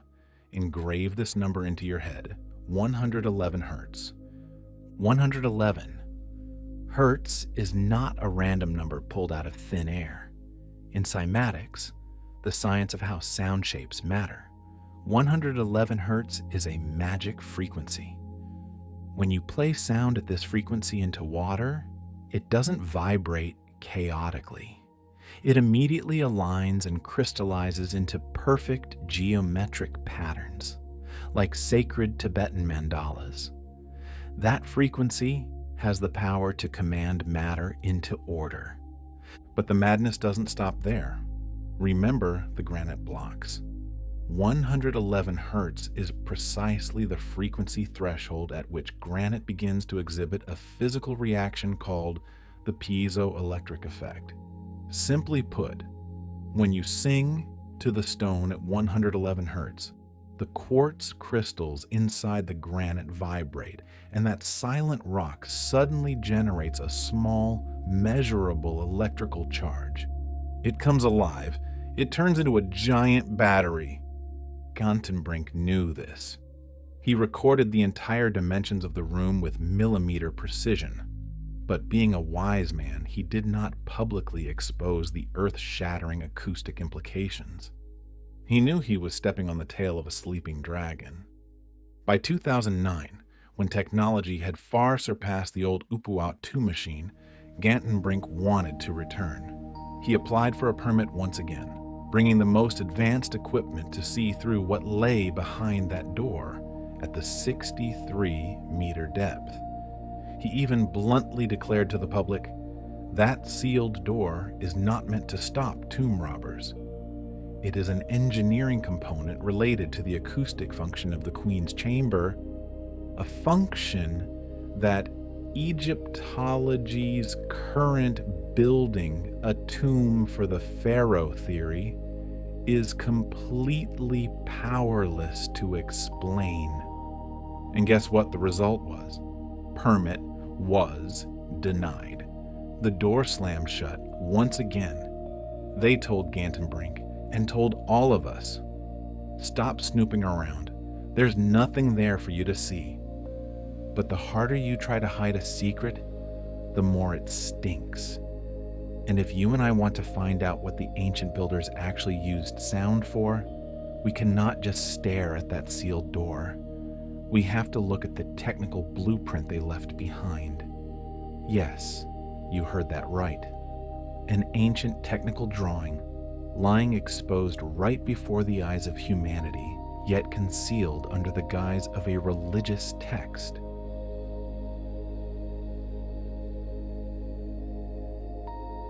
What we are looking at here, the Abydos Stela, is not a quantum physics textbook with complex differential integral equations. The ancient builders didn't have the mathematical framework we use today. But guess what? You don't need to know the mathematical equations of buoyancy to build a wooden raft. You just throw a piece of wood into the water and observe. Their knowledge was brutal, empirical knowledge. It was forged through centuries of observation, experimentation, failure, and practice. They understood this phenomenon with their own hands and minds. Academic scholars look at this stela, fold their hands and say reverently, "Oh, look at these beautiful religious texts. This is a ritualistic text, describing the divine power of the gods." What garbage.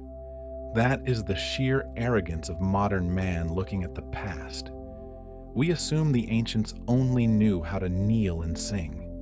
But if you strip away that dull religious lens and read it like a technical document, a real shock will smash right into your mind. The drawings and characters on the Abydos Stela perfectly match the operating principles of acoustic levitation, and it matches with a chilling precision, a precision that supposedly could not exist in a text carved a full 3,300 years ago. Let's dissect this blueprint with me. First, look at the geometry of the devices carved into the stone. What do you see? Cylindrical structures. It is not a decorative ornament. This cylindrical structure is completely identical to a directional sound-emitting array. To create a standing wave field with enough lifting force, you cannot emit sound radiating in all directions. You have to focus it. You have to frame it. These cylindrical blocks are the perfect design to guide and amplify acoustic pressure. Second, read carefully the lines describing the process of executing the magic. The stela describes an operation consisting of two distinct stages. Archaeologists call them the God-summoning stage and the blessing stage. But ask any physicist researching acoustic levitation, what would they call it? It is suspend and navigate. Stage 1. You create nodes in the standing wave field to lift the object off the ground. Stage 2. You change the phase of the sound wave to move the object floating in the air to the desired position. A perfect two-step technique currently applied in the world's most cutting-edge laboratories, yet clearly recorded on a 3,300-year-old stone slab. And here is the money-making detail of the whole story. The detail that gives me goosebumps every time I think about it. In the stela, there is a phrase repeatedly translated in history textbooks as, "The moving breath causes the stone to change its state." For hundreds of years, people have romanticized it. They said the breath here is the soul of the gods, the miracle that magically makes the stones light. How poetic. But wake up, my friends. What is a breath? The physical essence of a breath is air forced out of the lungs, creating a stream of vibration in space. It is the most primal, most accurate definition of a sound wave. The moving breath causes the stone to change its state. Translated into modern scientific language, the vibration of sound waves in the air acted upon matter, breaking the apparent weight of the stone block. That is not a magic spell. That is a summary of a physical principle. Everything connects together into a perfect circle, from the texts on the Abydos Stela to the number 111 Hertz that Gantenbrink hid away, and the bizarre dimensions of the chambers in the pyramid structure. Those massive spatial volumes were not built to house mummies. They are colossal resonance chambers, geometrically tuned to generate sound frequencies that modern physics today confirms are directly related to acoustic levitation. They turned the pyramid itself into a giant acoustic wave-generating machine. And we, with our arrogance, still think they were shirtless slaves hauling stones across the sand. But if all of this is true, then it solves the greatest mystery of all time. A mystery that even the most modern cranes today would have to surrender to.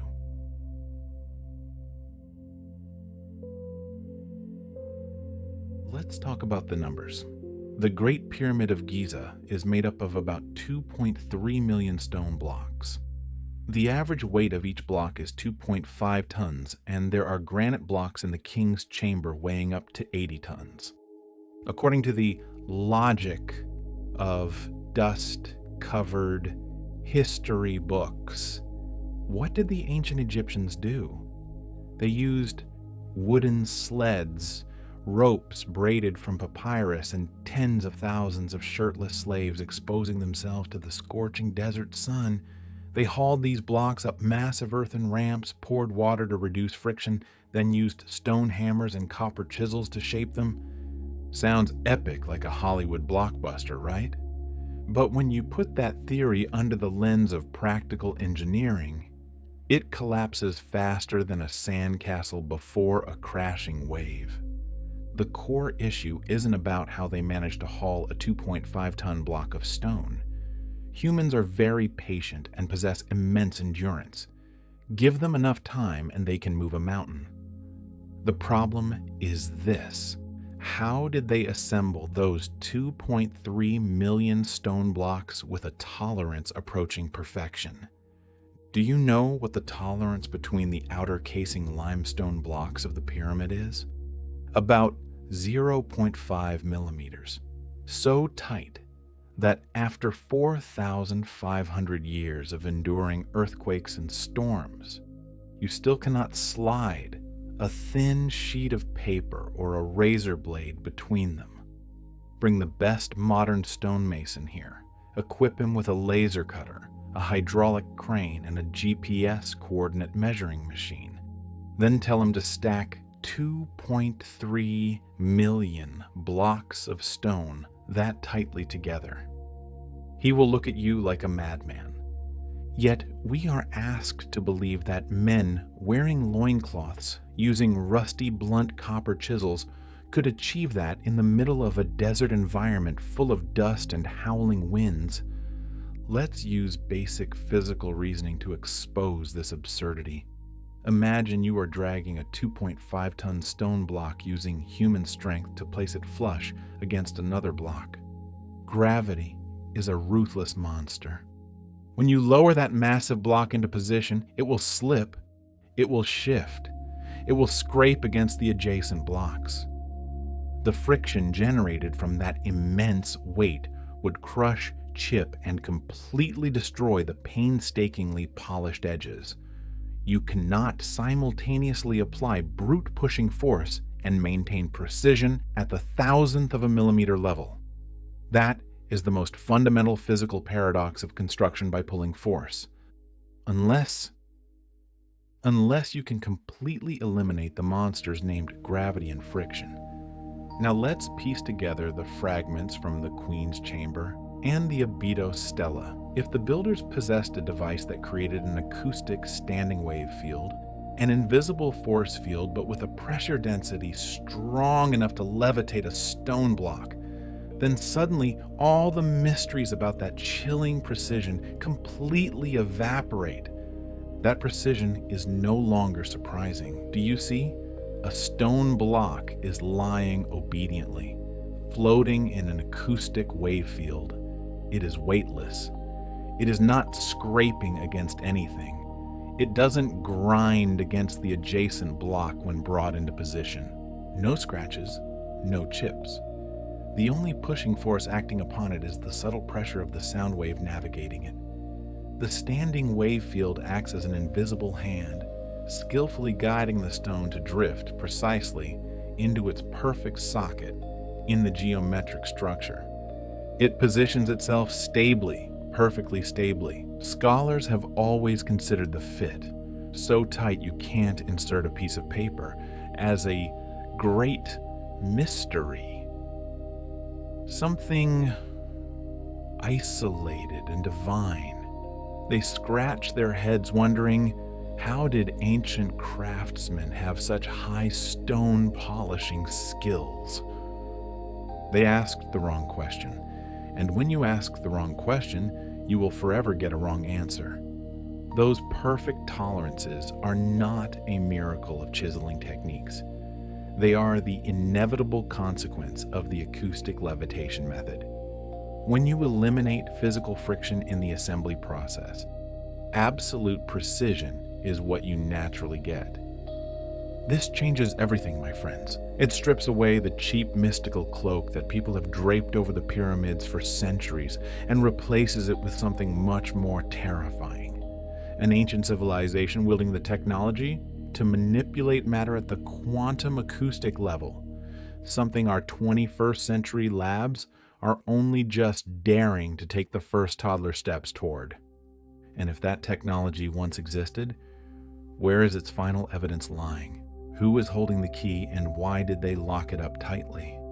The final black curtain awaits us to tear it down ahead.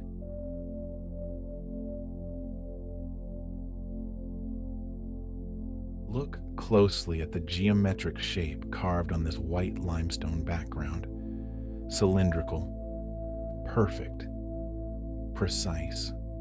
And the most bizarre thing, it has 8 protruding parts. Any acoustic engineer looking at this design would feel a chill down their spine.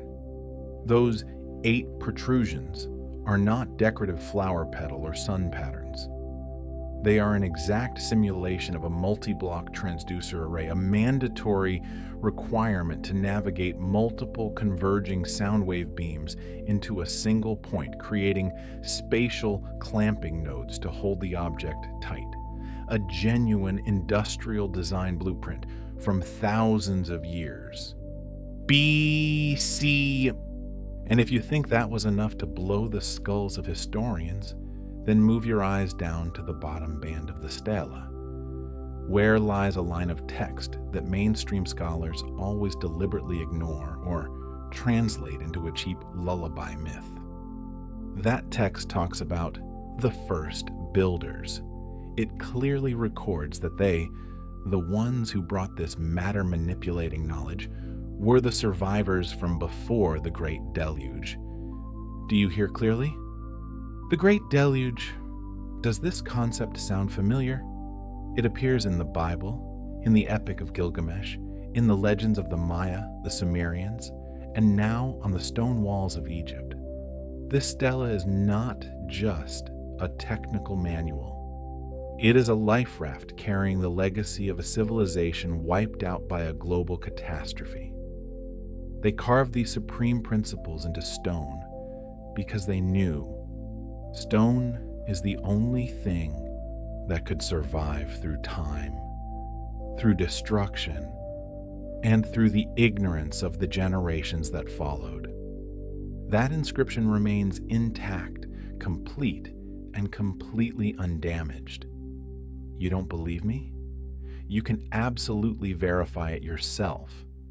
Go look for the dusty old archival photos lying in the Cairo Museum's storage. But if you plan to pack your backpack, carry a 3D ultrasonic scanner, and fly to Egypt to directly study that stone slab, good luck, my friend. The permit to study it is, once again, restricted. The word restricted here is an elegant way for authorities to say, don't snoop around in forbidden zones, or we will strip you of your academic credentials forever. The suffocating irony lies right here. While an ancient text holding the answer to the anti-gravity equation is placed under house arrest behind the red tape of bureaucratic conservatism on the other side of the ocean. That's right. Acoustic levitation research, the very thing quantum physics and modern acoustics just painstakingly discovered, is consuming millions of dollars in laboratories in Tokyo, Bristol, and Pasadena.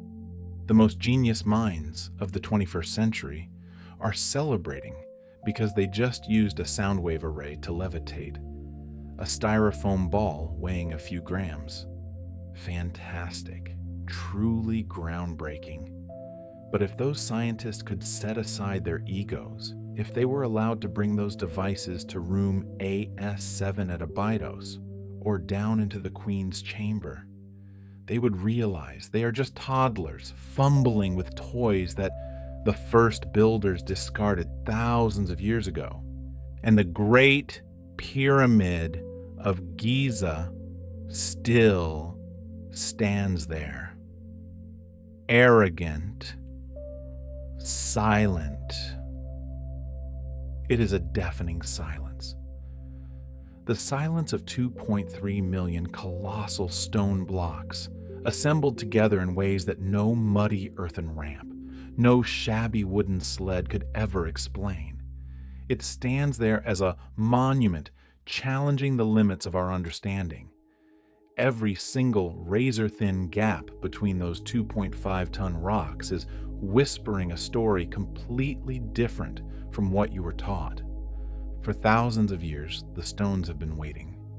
Gantenbrink's secret door is still waiting. The technical drawing in room AS7 is still waiting. What are they waiting for?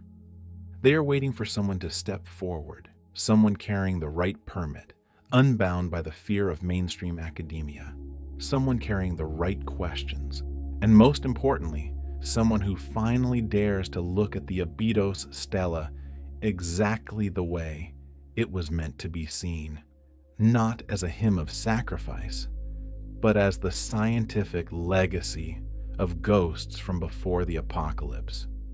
Until that day, the history we know remains nothing but a joke. I am Zorro. Welcome to Dark History. Keep your mind awake because the darkness always holds more truths than the light.